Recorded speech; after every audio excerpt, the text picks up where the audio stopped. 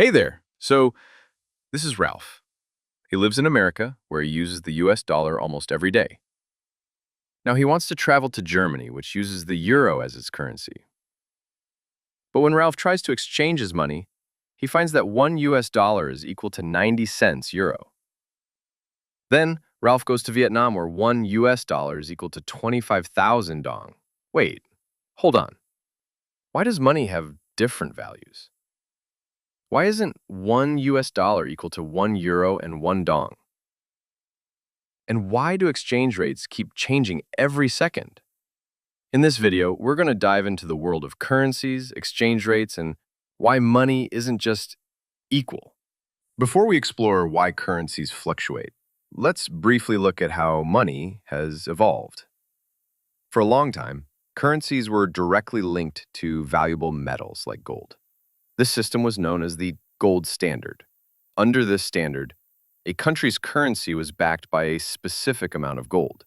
This helped keep exchange rates stable because governments couldn't simply print more money without also having more gold. However, as economies grew and global trade expanded, nations began to move away from the gold standard. It became increasingly challenging to maintain enough gold reserves to back every unit of currency, especially during periods of war or economic crisis. By the 1970s, most countries had transitioned to a new system, fiat money. Fiat money is currency that holds value because the government declares it does, and people believe in that value. It isn't backed by any physical asset like gold. Because it lacks intrinsic physical value, the worth of fiat money depends heavily on supply and demand. If many people want a certain currency, they'll compete to get it, pushing its value up. Conversely, if nobody desires a currency, its value will decline. This is why currencies of strong economies, like the US dollar, typically have higher values, because more people want them. One major factor influencing currency value is inflation.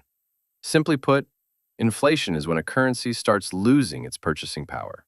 This means there's more money relative to the available products and services. When a country experiences high inflation, its currency's value decreases significantly. Why? Because no one wants to buy and hold on to a currency that is rapidly losing its worth. For instance, imagine that in 2022, you could buy 2 loaves of bread for $10, but due to high inflation, just 2 years later in 2024, that same $10 might only buy you 1 loaf of bread. You can purchase fewer things with the same amount of money. A dramatic real-life example is Zimbabwe. In the 1980s, the Zimbabwean dollar was actually worth more than the US dollar. However, due to a series of economic issues, including failed reforms, corruption, international sanctions, and continuous money printing, the value of their currency collapsed. By the 2000s, 1 US dollar was equivalent to nearly 600,000 Zimbabwean dollars. Eventually, the government gave up trying to fix it and resorted to using more stable foreign currencies like the US dollar. You've likely heard about interest rates and wondered why they're so important. Interest rates are essentially the cost of borrowing money, usually expressed as a percentage. For example, if you borrow $1,000 at a 10% interest rate, you'd pay back the $1,000 plus an additional $100 in interest. Central banks like the Federal Reserve in the US are responsible for setting these rates in their respective countries. When a country has high interest rates, it offers better returns on investments, which makes it very attractive to foreign investors. These investors need to buy that country's currency to make their investments. This increased demand strengthens the currency. For example, let's say US government bonds offer a 5% interest rate over 10 years, meaning the government pays you $50 annually for every $1,000 invested. If the interest rate in the US is higher than in, say, Germany, investors might sell their euros and buy US dollars to invest in American bonds or savings accounts, seeking those higher returns. This drives up the demand for US dollars and strengthens the currency. Conversely, if US interest rates fall, offering lower returns, investors might seek opportunities elsewhere, reducing demand for the US dollar and causing its value to decrease. However, a country can't simply raise its interest rates as high as possible to attract investors. High interest rates also mean that it becomes more expensive for people and businesses within that country to borrow money. If borrowing costs are too high, fewer people will buy homes or start businesses, which can slow down the economy and even lead to unemployment. So, central banks must carefully adjust interest rates based on the country's overall economic situation. Foreign investors don't just invest anywhere. They primarily seek countries with stable politics and economies. This stability is crucial for several reasons. A stable government implies consistent rules and laws for businesses. If a country promises low taxes to attract foreign companies, but then suddenly raises them, it becomes more expensive for those businesses, and they could lose money. If a country frequently changes its regulations, businesses won't feel secure investing there. Similarly, widespread protests or strikes can disrupt production and make it difficult for businesses to operate smoothly. Economic stability is equally important because it means the country's money is less likely to suddenly lose value. If a country has a large national debt, rampant inflation, or frequent economic problems, foreign investors worry they might lose their investments. Therefore, a stable country is far more attractive for investment, which in turn helps keep its currency strong. The balance between a country's exports and imports significantly impacts its currency's value. When a country exports goods to other nations, those foreign buyers need to use the exporting country's currency to pay for the products. This increases the demand for that currency, making it stronger. For example, when Japanese cars are sold abroad, those countries need to buy Japanese yen, driving up its demand. Conversely, when a country imports goods, it needs to use the exporting country's currency to complete the purchase. If Japan imports coal from Australia, for instance, it needs Australian dollars, which increases demand for the AUD. Most countries aim to export more than they import, as this increases demand for their own currency, making it stronger. A powerful illustration of this is the US dollar's role as a global currency, partly thanks to what's known as the petrodollar system. The US successfully persuaded major oil-producing countries, like Saudi Arabia, to sell their oil exclusively in US dollars. Since almost all countries need oil, they must first obtain US dollars to buy it, creating enormous global demand for the dollar. This has significantly strengthened the US economy and its global influence. In contrast, small island nations with limited exports, like Tuvalu, often use stronger foreign currencies, such as the US or Australian dollar, to facilitate trade, as their local currencies aren't widely used.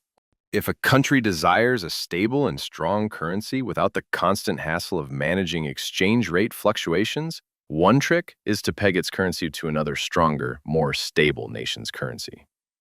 This means they fix their exchange rate, ensuring a consistent value. Take Brunei, an oil-rich sultanate in Southeast Asia, as an example.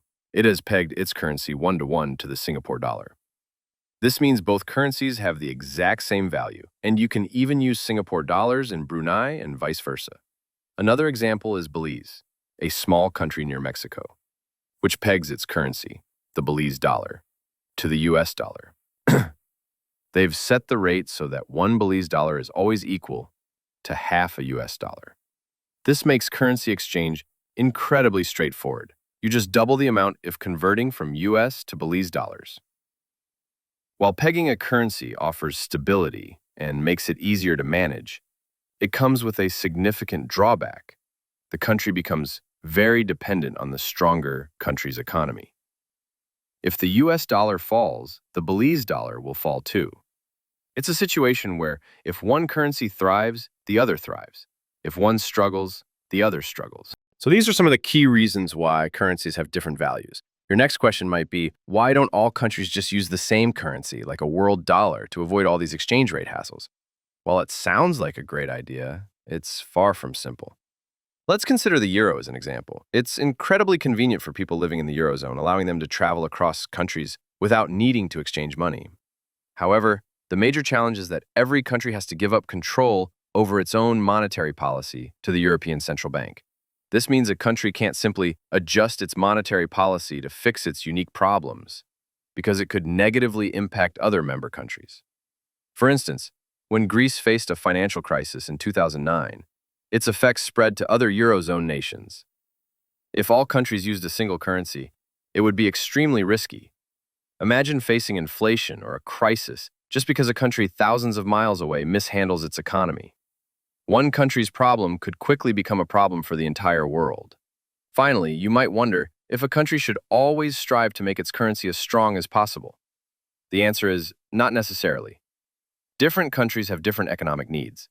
For instance, a country that imports heavily, like Singapore, might prefer a strong currency because it makes imports cheaper. On the other hand, a country that relies heavily on exports, like China, might actually prefer a weaker currency. A weaker currency makes its products more affordable and competitive for other countries to buy, boosting exports. This practice is sometimes referred to as currency devaluation. We hope this video helped you understand the fascinating world of currency values and exchange rates. If you found this insightful, please like, subscribe, and let us know in the comments what other economic topics you'd like us to explain. Thanks for watching.